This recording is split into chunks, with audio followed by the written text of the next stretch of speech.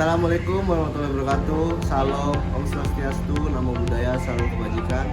Selamat siang, sore, pagi, dan malam untuk kalian semua. Perkenalkan, nama saya Fadli Farel Lutfi dari Program Studi Teknik dan Manajemen Lingkungan Sekolah Vokasi Institut Pertanian Bogor.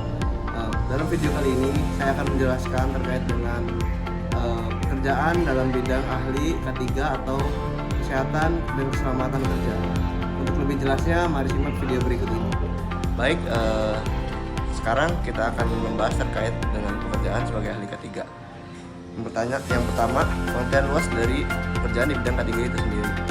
ASE atau yang biasa kita kenal sebagai K3 merupakan serangkaian proses dan prosedur yang mengidentifikasi potensi bahaya pada lingkungan kerja tertentu. Menurut PP nomor 50 tahun 2012, K3 adalah segala kegiatan yang untuk menjamin dan melindungi keselamatan dan kesehatan tenaga kerja melalui upaya pencegahan kecelakaan kerja dan penyakit akibat kerja. Karena pada dasarnya setiap pegawai atau tenaga kerja di Indonesia berhak mendapatkan jaminan keselamatan dan kesehatan kerja, baik yang bekerja di darat, air maupun udara. Di samping itu, K3 juga melindungi keluarga pekerja, konsumen hingga orang lain yang berpotensi menerima dampak terkait kondisi lingkungan kerja. Dalam perkembangannya, ASN menjadi bagian atau divisi khusus yang ada dalam struktur internal suatu perusahaan untuk memastikan pengelolaan keselamatan, kesehatan, dan lingkungan secara umum. Baik, selanjutnya cakupan pekerjaan apa saja sih yang ada dalam bidang K3 itu sendiri?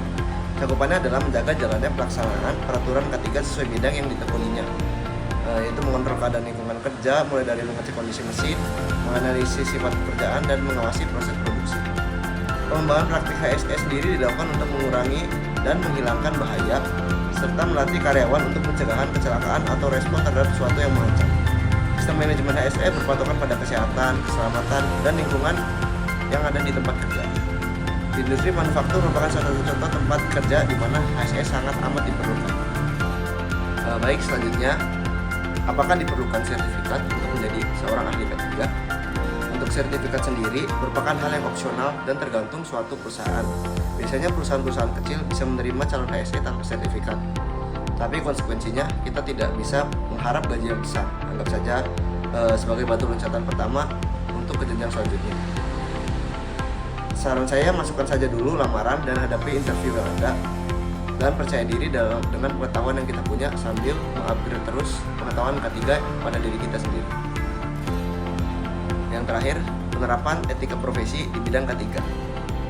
Penerapan etika profesi di bidang K3 tentu sangat penting karena kita akan bekerja pada suatu perusahaan, dan apalagi jika perusahaan itu merupakan perusahaan besar.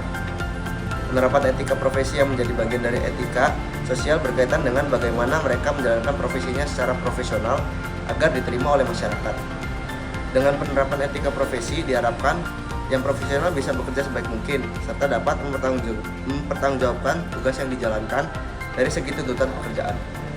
Etika yang dimaksud adalah etika umum dan etika khusus, di mana etika khusus dibagi lagi menjadi dua, yaitu etika individual yang menyangkut kewajiban dan sikap manusia terhadap dirinya sendiri, serta etika sosial, di mana etika ini berbicara mengenai kewajiban, sikap, dan pola perilaku manusia sebagai umat manusia.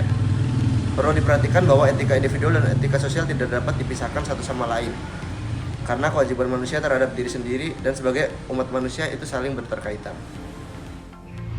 Baik, terima kasih yang telah menyaksikan video dari saya. Kurang lebihnya mohon dimaafkan. Tapi sebelum berpamitan, saya ada sedikit pantun. Pantunnya adalah kopi pahit jangan diminum. Mari pamit. Assalamualaikum.